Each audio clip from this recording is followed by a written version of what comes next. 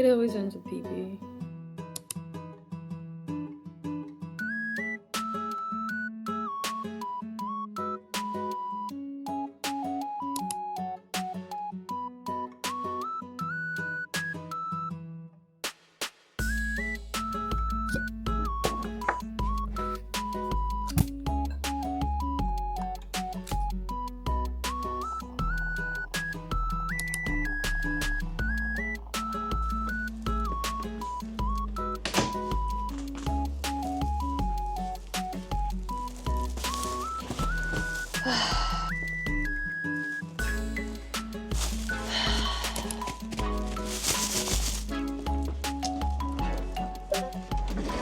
Don't make those noises, computer.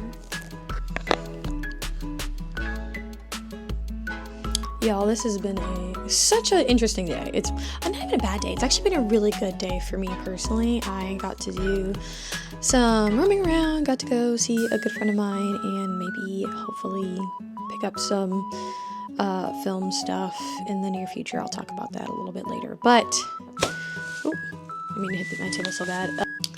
It's so sad because it doesn't even say Joann's on it. I just realized it just says thank you. What does the bottom say? Have a nice day. Please reuse this bag. They're out of Joann bags. They're not even making any more Joann bags. So I don't know when this video will come out, but today is February the 27th, and while I was out with my friend and doing again some work stuff, let me put you on your little stand there. There we go, look at that. Hope you can hear me well. I was like, oh, this is a great time because I was in the area to go to Joann's because everyone was like, oh, go to Joann's, they're having their thing. And I know they were closing. I know that. We all know this. We all know that Joann's is dying, technically dead, like the fucking Duolingo owl. Part of my question is, do you ever think that maybe the Duolingo owl made that joke of him dying because Joann's was dying and they wanted to do it before Joann died? I don't know. That's just my thought process. That's my conspiracy. Duolingo, if you did do that, that's kind of fucked up and a little sad. But I was in the area, so I was like, you know what? Let me go to Joann's and see what they have. I will first of all start by saying that them fabric prices, even with the fucking sale, didn't get any better. Mind you, I don't think they're gonna like drop it to those low prices till they get like closer to like they need everyone to get the hell out of here. So right now they're just like the fabric prices are only like 20% off, which is good. But when fabric prices are like, $25 a yard, it doesn't really do, 20% doesn't do a lot, So Joann's has always had really expensive fabrics. So them having high fabric prices kind of doesn't really, doesn't help. But I feel like there were certain things that a lot of Joann shoppers recognized that are expensive that were on sale. And then there were other things that Joann shoppers purchased that were like, they're not really like sale, but they might not get them anywhere else. In the Joann I went into, which again, unfortunately I have no footage. I'm so sorry. I was out. It was a spoof. I didn't even think I was gonna buy anything. Honestly, I just kind of went there to see if I could find any fabric to use for my not-to scarf. And honestly, again, not surprise, Joann's didn't really have any fabric that was in my taste or anything that I was interested in, so it didn't matter. And honestly, I was just gonna leave, but then and only then, as I was walking towards the exit, did I come across the one thing I don't know about anyone else, but I, as a Joann / back in the day when Fabric Hancock was an existing store before it went bankrupt and died out, if you were in the crafting community in those days, or Hancock Fabrics, I think I said that backwards, but that's my dyslexia. But I've always wanted patterns. Like, it sounds silly because they're always been accessible. It's not that they haven't been accessible, but specific patterns that I want are so goddamn expensive. They're so expensive. And even when you try to buy them online, they're still expensive.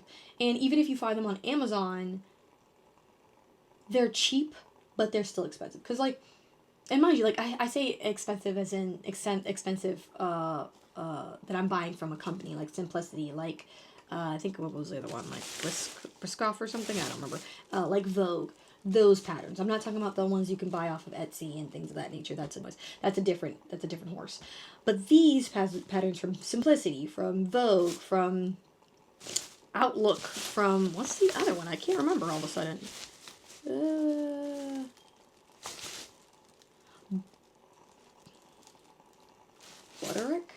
Butterick? I don't know. I've never heard of the Butterick one, so God save me if I may have messed up and gotten them. But all that to say that I've really wanted some fabric patterns to try out, to test out, especially because, as you've probably seen from the beginning talk of this vlog, if I haven't made it already, but if I have, great, please cut that out, Yoshi. I want to start selling, and I just want to start making patterns. Now, mind you, I'm not making fabric patterns. That's a whole other dealio that is outside of my jurisdiction, because I've not ever gone to fashion school, and I've learned all my things off of YouTube. So I'm not doing that. But prop patterns, it's kind of the same realm. So I thought, one, why not buy some fabric patterns?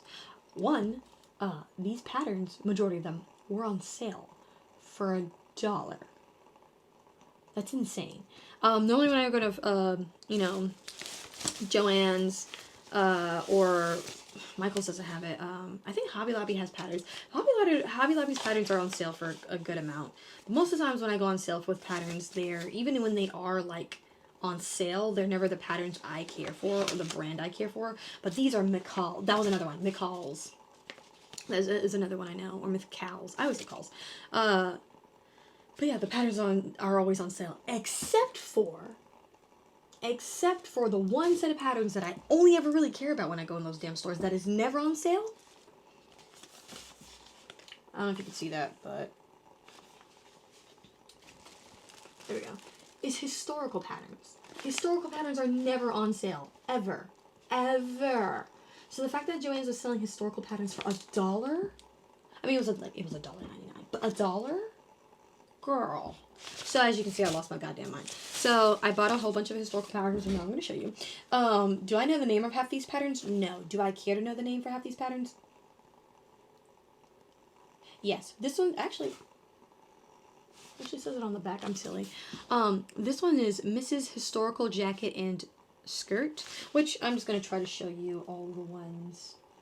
And again, this is me coping with the fact that Joann is basically dying, and there's nothing I can do about it besides experience it. But at the same time of me going, damn, Joann's is dying, I'm sad. I'm also kind of like, it's sad that it's dying, but again, those Joann prices are nothing to really gawk at. Like, even while they're literally falling apart. Look at this one. This one is called it says Mrs. Dressing Capelet, though. That's this one. Then we have another, again, a lot of these are historical patterns, because, again, I didn't really give, not that I didn't care about the other patterns, but I feel like as a cosplayer, I've kind of learned how to draft and drape my own patterns.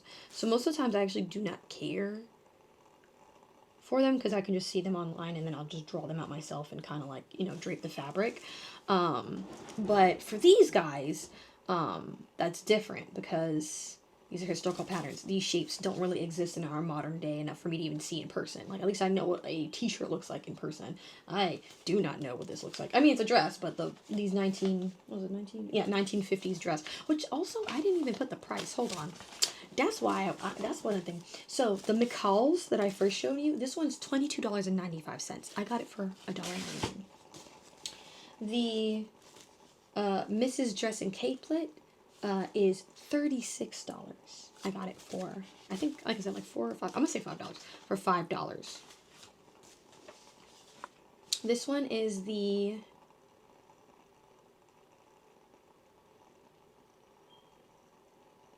I don't even know how to say this. Average Moins Facile. Some of these names are in French.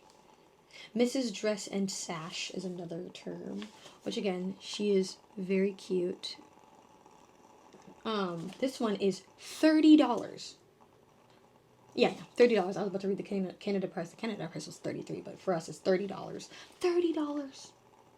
I just got this for $5 and it is $30. Even if I don't make anything with these patterns, I could resell them for cheaper and I would still make my money back. Now this one is not historical. This one is just a cute Vogue pattern. They just had some really cute ones. But this one gave that one group of girls from Harry Potter. I forgot their names. The ones in the blue dresses that were like scampering around. That were in those cute outfits. This one again is a historical. She's a historical girly, V9000. But this is like a flapper girl type of dress slash outfit. Which at some point, I know myself, I'm going to want to make a flapper girl outfit, which is why I bought this pattern. Because this is going to definitely be for a cosplay. I can feel it in my giblets. 1995. This is 1970s. This one specifically, I got... My mom and I were Golden Girls girlies. And this one just screamed Golden Girls to me when I was little. Like, those were kind of like the Floridian dresses and outfits they wore. And I just love them so much. So I was actually really, again, I was just like, oh, I got all really nostalgic with the fact that Joann's was like going out of business. And I realized, like, damn, you know, you can buy the fabric, but it's like at some point you're going to use it. And yeah, you'll wear the outfit, but, you know, it's going to be gone. So I'm happy to get these patterns because, one, I've always wanted to purchase patterns from the fabric store and just never bought them because, again, I'm not paying $36, you know, even though it's valuable. I'm not paying $36 for this pattern. But now that, again, it was cheaper, I can get them. So I was really happy about that. Oh, this one, again, retro. This is a dress made for the 60s. A dress for the 60s. It is a retro 1960s dress.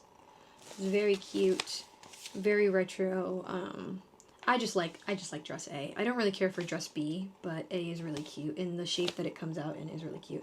And one thing I just do also like about a lot of these patterns is that they tell you what kind of fabric to get, and they tell you how much fabric to get. Because that's the one problem when it comes to draping fabric. You never know.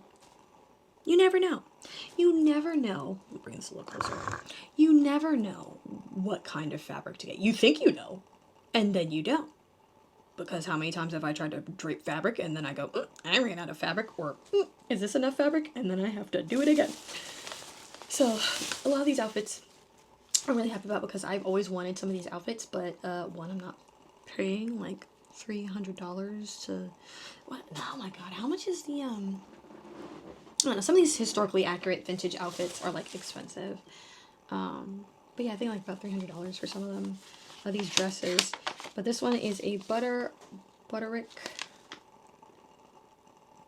Look at that. Again, very cute. This one's not historical. This is just cute.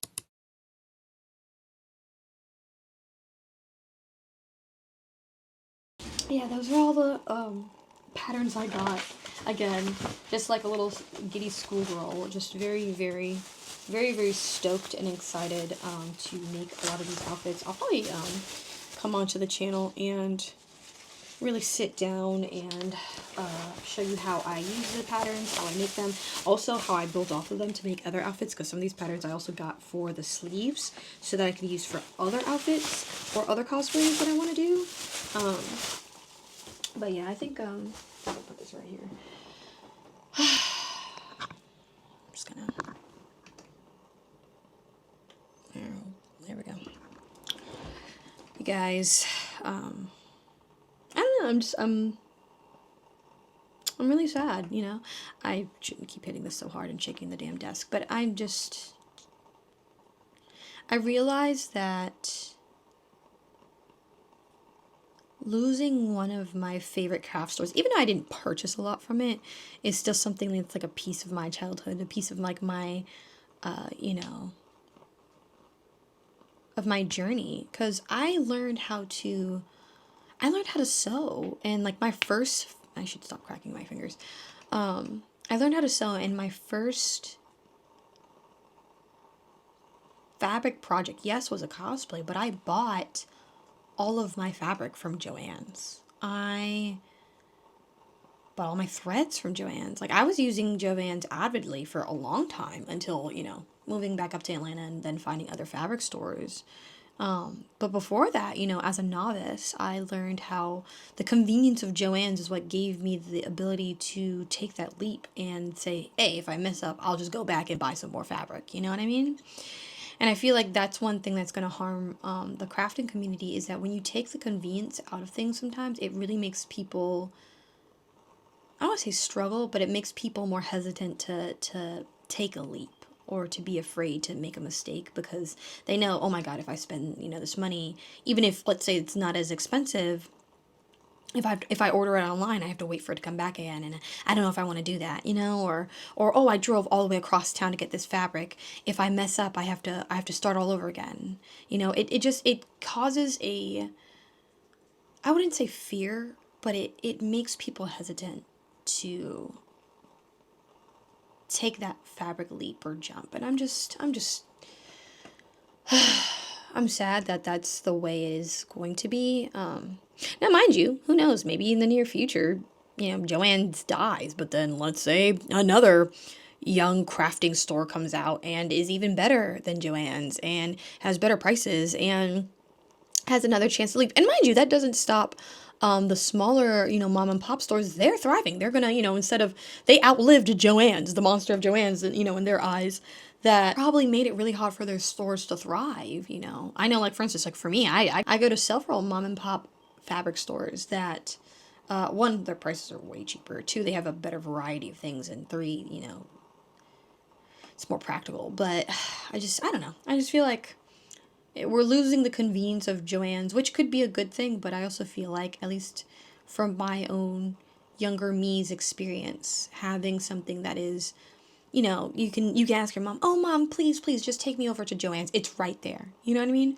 Compared to like, oh mom, can you please take me over to, another store, let's say like for me it's Fine Fabrics, but Fine Fabrics is like an hour away, which at the young age of like when I was in high school, she'd be like, no, I'm not driving all the way over there. Are you crazy? We'll go there when we're near the area, which again just stops that creative flow. So hopefully, thrift stores become more useful. People start getting their fabrics from thrift stores and utilizing to reduce, reuse, and recycle materials, and that becomes a thing. Maybe that's the jump, but I just do feel like Joann's dying is almost like it's ending an era. What era? I do not know because I don't know. You know what? I will say like the crafting, not even the crafting era, but like the older crafting era.